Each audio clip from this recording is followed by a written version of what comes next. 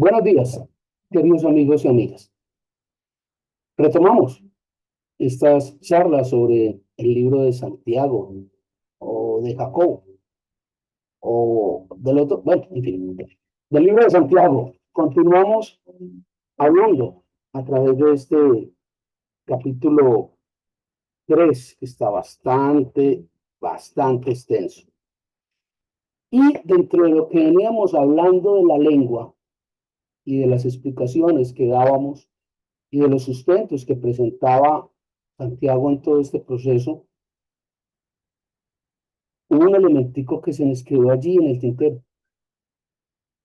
Hubo un punto que se nos quedó allí sin explicar y nadie levantó la mano, nadie dijo nada.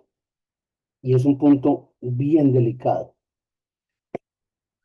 Ese punto es precisamente el cuarto elemento que mencionábamos otrora sobre la lengua, y era que la lengua era inflamada por el infierno. La lengua es inflamada por el infierno. Grave, eso suena muy fuerte, eso suena horrible, pero es verdad. Y me pareció prudente hacer como una breve exposición de esto a la luz de la palabra.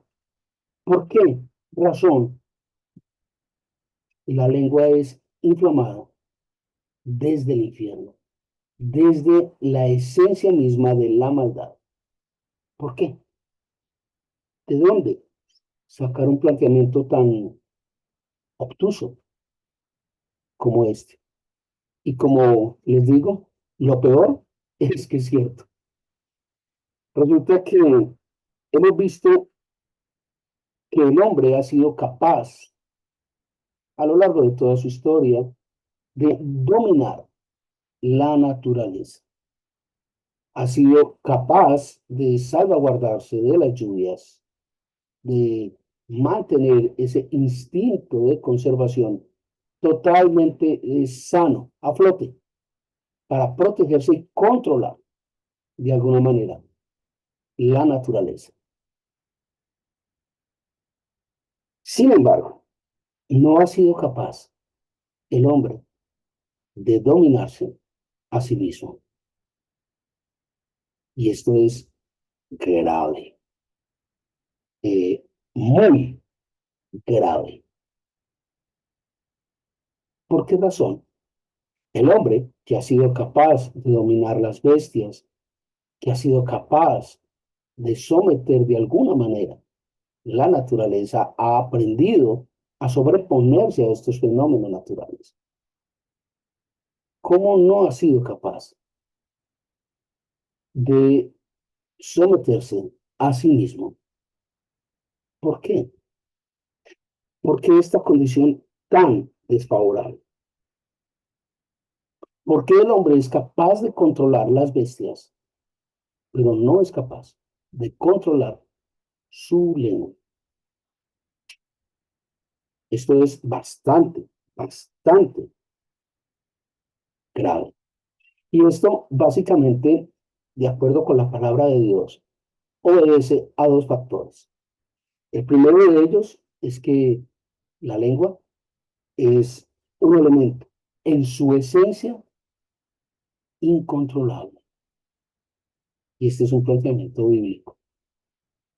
En su esencia es incontrolable la lengua. De alguna manera establece que es imposible controlar la lengua. Y el segundo elemento de por qué ocurre esto es porque la lengua per se es venenosa, está cargada de veneno. ¿De dónde saqué eso? Sencillo. Vaya, mire el Salmo 140, versículo 3. Búsquelo. Salmo 140, versículo 3. Allí encuentra que la lengua es veneno. Salmo 58, versículo 4. Salmo 5, versículo 9. Proverbios 11, versículo 9. Miren, ahí dice que la lengua es veneno.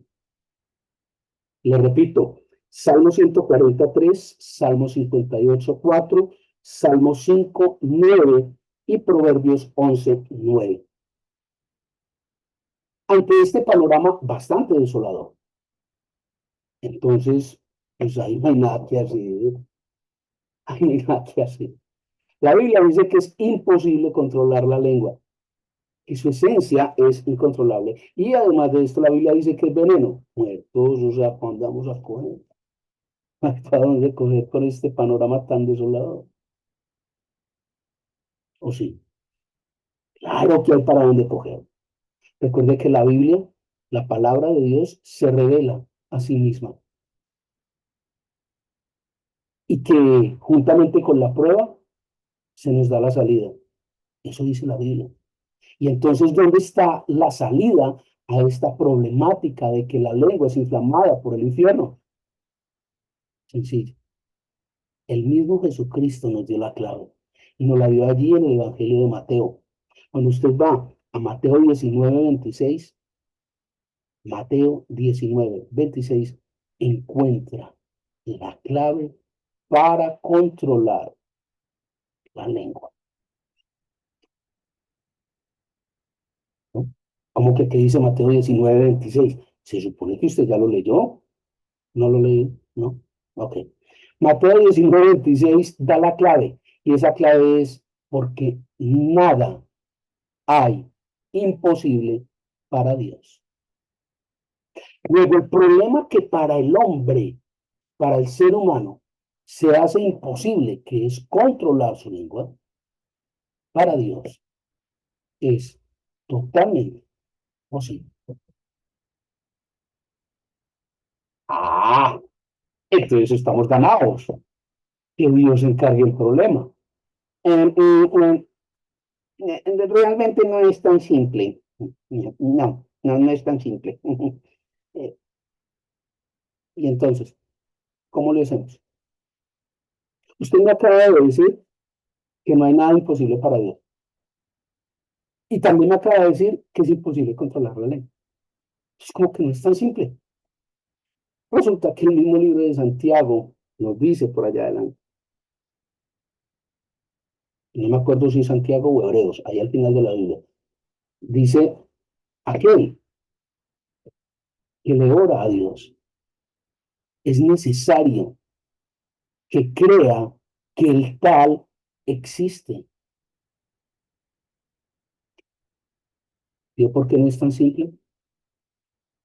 Entonces usted está esperando recibir la dádiva de Dios del control de su lengua, pero no está dispuesto a someterse a lo que Dios establece.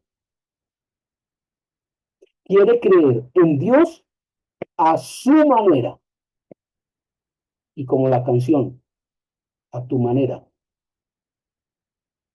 Y así no es. Mis muy queridos y queridas, la palabra de Dios es muy clara cuando habla de cómo someterse a Dios, de cómo creer en Dios. Ah, es que Dios es amor y todo lo que sea amor conduce a Dios.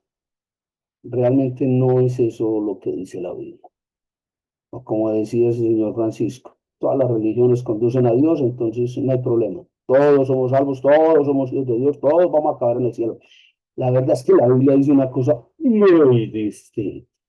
Perdónenme, pero es una cosa muy distinta a la que dice la Biblia. Resulta que para usted recibir ese beneficio de que no hay nada imposible para Dios, primero, es necesario que usted crea que existe Dios. Segundo, es necesario que usted acepte, reciba, se acoja al plan de Dios, que es ¿quién? Jesucristo. Única y exclusivamente Jesucristo. Escrito está. Le invito a que coja su Biblia. Ah, pero es que eso es una Biblia que es protestante, esa es de los cristianos. No, señor, no, señora. Coja una Biblia cristiana, coja una Biblia católica, coja la Biblia que quiera. Le invito a que coja una nácar colunga, una bober cantera, una cantera iglesias, Dios habla hoy, la guadalupana, coja la Biblia que usted quiera, la nueva versión, la que quiera, estúdiela, escudriñad las escrituras, dice la palabra de Dios, porque en ellas encontráis la verdad. Juan 8:32, conoceréis la verdad y la verdad os hará libres. Estúdiela, no la lea, estúdiela. Entonces, primero, orar a Dios creyendo que Dios existe. Segundo, acogerse al plan de Dios, que es Jesucristo. Y tercero, en vista de que usted recibió a Jesucristo y el plan de Dios, usted recibe el Espíritu Santo. Ah, ahora sí, como decía por ahí, la amada, aparecieron las llaves. Aparecieron las llaves. ¿Y qué hace el Espíritu Santo? El Espíritu Santo es el que a usted lo guía para decir, para pensar, para hacer conforme la palabra de Dios. Si usted se resiste al Espíritu Santo, no le queda nada. Por eso el pecado contra el Espíritu Santo no tiene perdón de Dios. ¿Qué le queda? Nada. Ya. He finito. Over. Finish. Se acabó. Ahora bien, usted debe alimentar, fortalecer el Espíritu Santo en usted. ¿Cómo logra esto? A través de la Escritura, a través de la palabra de Dios. Pero si usted dice creer en Dios y sin embargo acepta parcialmente el plan de Dios en Jesucristo, porque además de eso ruega a los ángeles, a los santos, a vosotros hermanos, a la Santa María, venga, ya se perdió. ¿Por qué? Porque Dios no comparte su gloria, escrito está. Yo soy el camino, la verdad y la vida, y solo a través de mí se va al Padre. Ahora bien, usted parcialmente cree en Jesucristo y en su obra y se adhiere a ese plan. Y de alguna manera extrañísima, extrañísima, recibe el Espíritu Santo. Pero además de eso es de los que tiene la penca sábila, el detente, la herradura colgada detrás de la puerta, anda con un detente en la billetera, tiene el escapulario amarrado al freno del carro. Hombre, la verdad es que por ahí no es la cosa, o sea, ya perdió. Entonces, ¿con qué autoridad espiritual va usted a orar a Dios?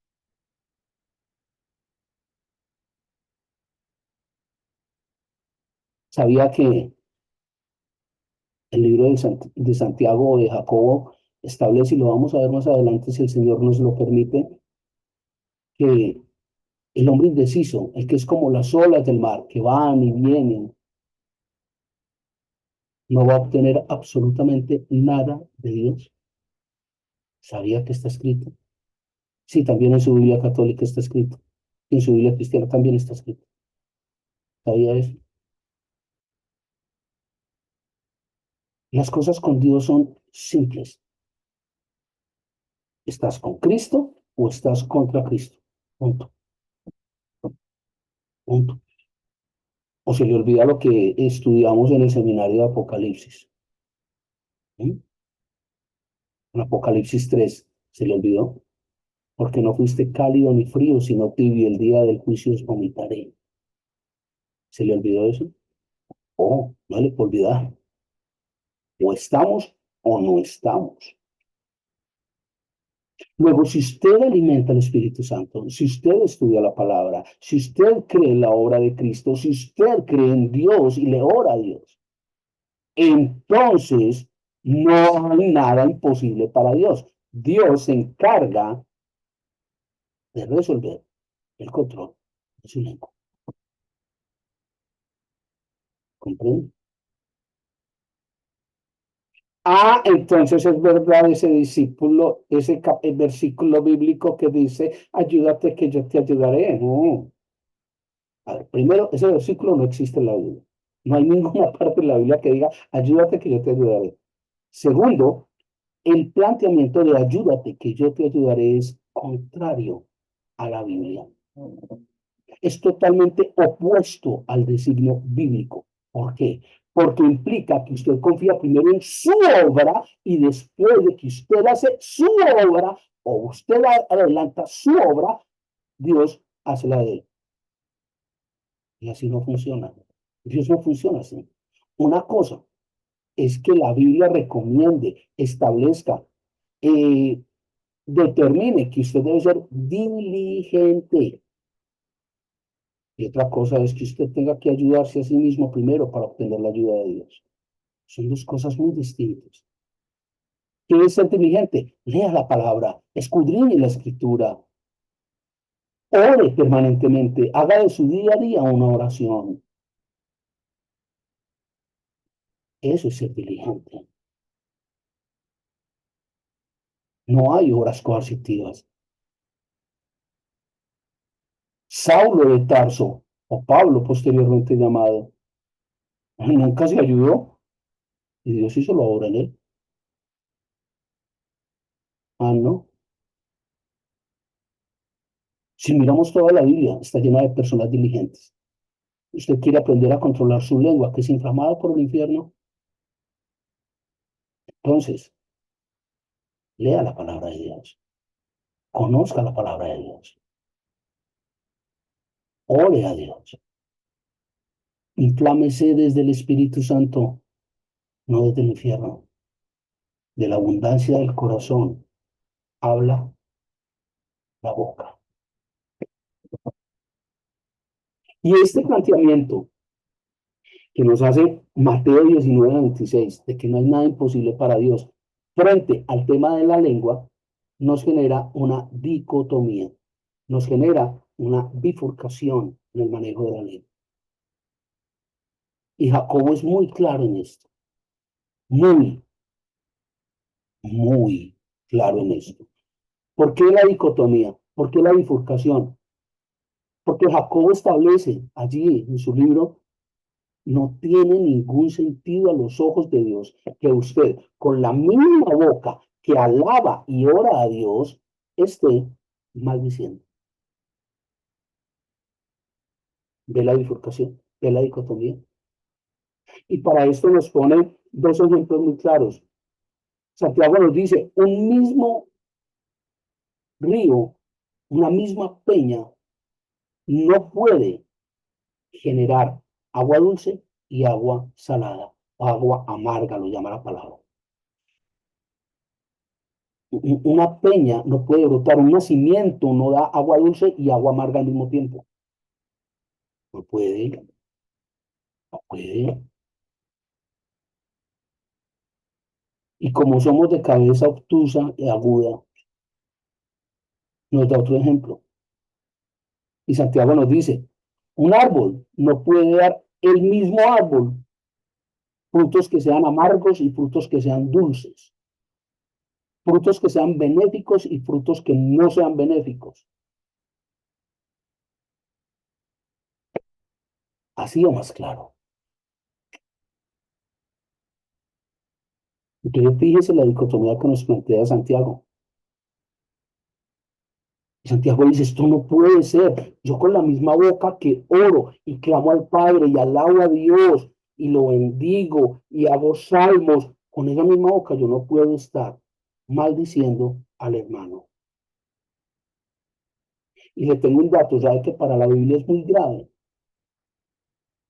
porque la Biblia habla que el solo hecho de que yo hable mal de otra persona, ya es una maldición para esa persona. Y esa cultura nuestra y esa cultura paisa que es feliz rajando del otro. Ah, eso para echar tijera estamos solos. Con un agravante, que tenemos brotes de mitomanía. Decimos la mentira y no la creemos. ¿Cómo le parece? ¿Ah? Cosa tan tremenda. ¿Cómo le hacemos? Vuelvo y le cito el libro de Santiago. No crea que el que tal hace obtendrá cosa alguna de Dios. Es tremendo este proceso. Entonces usted quiere que Dios se encargue de controlar su lengua. Acepta la obra que hizo Cristo. Tiene el Espíritu Santo. Ah, pero es feliz echando tijera contra el hermano. Es feliz destruyendo la honra de los demás. Venga, o todos en la cama o bajamos el colchón. ¿Cómo es? Y ahí es cuando cae el palo y mata al hombre. Muchos que se dicen cristianos, muchos que se dicen creyentes, y aún cristianos antiguos dentro de la congregación, son felices destruyendo la honra de los demás. Porque me dijeron, porque lo vi, porque me pareció, porque es que uno sabe por dónde va el agua al molino. A mí no me va a enseñar, este más sabe el diablo por viejo que por diablo. O sea, se las sabe todas. Qué triste esto. Qué tremendo. Y el mismo Evangelio de Mateo, allí en el capítulo 15, en el versículo 11, el mismo Jesucristo nos dice, no es lo que entra en la boca lo que contamina al hombre, es lo que sale de la boca lo que contamina al hombre. Es lo que sale de la boca. Con todas estas advertencias que nos hace Mateo, que nos hace Jesucristo, que nos hace Santiago, que nos plantea, y todavía seguimos hablando mal hablados. Todavía seguimos orando y maldiciendo.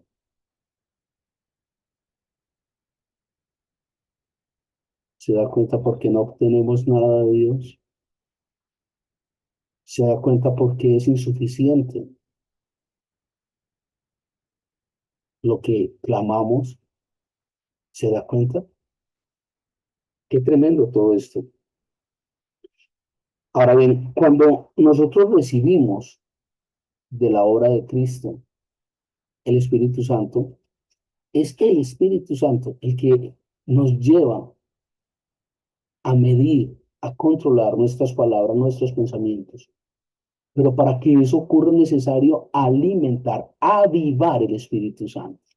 Es importante la congregación, es importante orar, es importante escudriñar las escrituras, es importante profundizar en las escrituras. Pero si no hacemos eso, ¿cómo vamos a alimentar el Espíritu Santo? Si no hacemos eso, ¿cómo vamos a crecer espiritualmente? ¿Cómo vamos a obtener el favor de Dios para hacer lo imposible? No hay cómo. ¿Me hago entender? Tengamos cuidado con el manejo de nuestra lengua. Todo esto tiene una connotación muy delicada, muy. Y es que normalmente la lengua varía con nuestro estado de ánimo. Como si nuestro estado de ánimo gobernara sobre todos nosotros.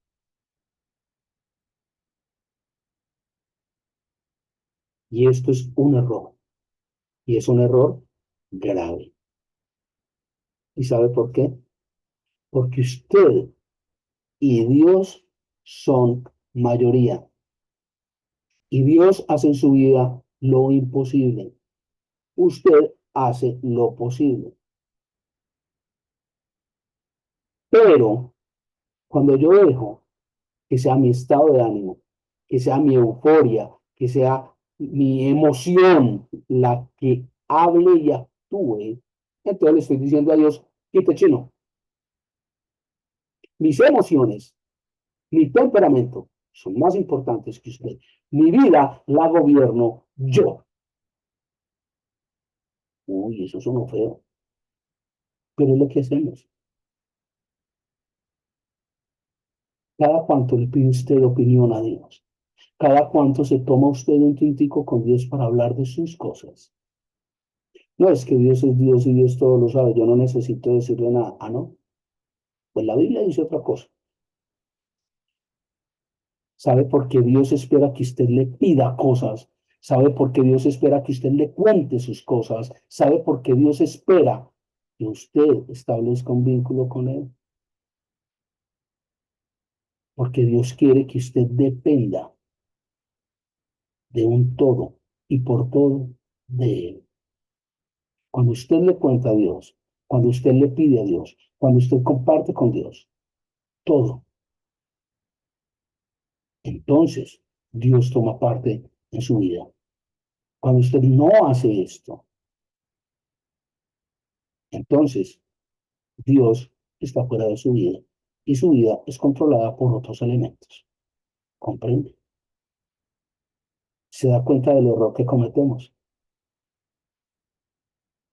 Esto, mis muy queridos y queridas, es el planteamiento, el paréntesis que se me había quedado de lado hablando del tema de la lengua y porque la lengua era inflamada por el infierno. Espero que les haya gustado. Espero que esto ayude a su crecimiento espiritual. Espero que esto realmente le ayude a avivar su Espíritu Santo. Ore, crea en Dios, acepte la obra de Cristo, escudriñe, estudie, analice la Biblia. Coja la versión que sea de sana doctrina, que a usted le guste, católica, protestante, cristiana, la que quiera, pero no sea parte de la palabra de Dios. Que el Señor les guarde